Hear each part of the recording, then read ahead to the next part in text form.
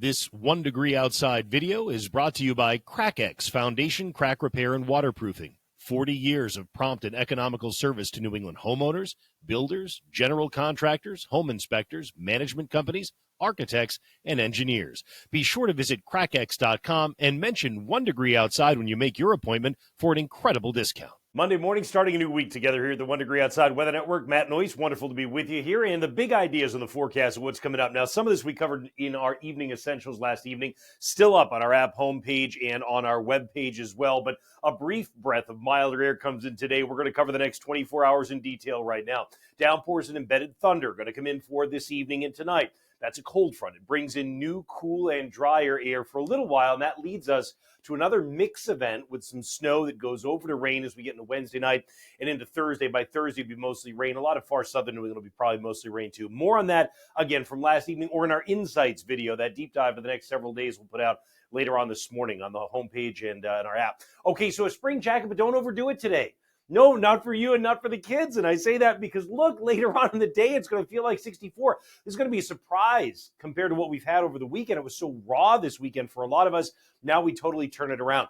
Best thing to do over the course of the day, take our app, go to the radar page, and do past plus future mode. It'll show you where showers have been, and it shows you the next few hours. But in terms of setting things up and telling you how I think things are going to go overall, as we get out to the late morning, notice new showers, some embedded downpours developing in northern and western New England.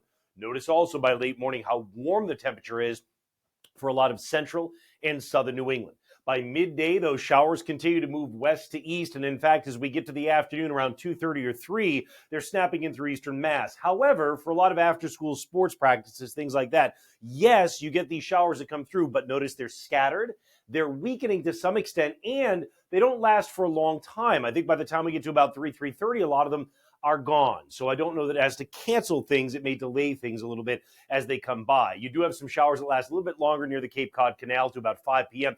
And then here comes the next round. This comes in for this evening and tonight. There will absolutely be downpours with this. On average, we're probably talking about 3/4 of an inch of rain, a little bit less to the north and a little bit more, even just over an inch when you get down toward the south coast, where some thunder is a possibility for us this evening, 8, 9, 10, 11 o'clock. Some embedded lightning strikes are entirely possible. The wind is going to pick up today. You may have some stronger gusts inside a couple of those storms as they come through. I don't think we're talking severe, but we'll keep an eye on it nonetheless. And then by the time we get, let's say, to early tomorrow morning, a lot of this is gone. We dry things out and the cooler air comes in, does break the sunshine out over the course of the day tomorrow as well. Here's what I mean about the wind today. By late morning, gusts are going to 40 miles per hour coming out of the south-southwest. We stay that way into the afternoon, the early evening, and then once we start getting deeper into the evening, those wind gusts begin to die down. The downpours continue for us, but the cold front comes through. And then tomorrow morning at this time, a new wind coming out of the northwest is going to be a little bit gusty, and that's that cooler, drier air coming in.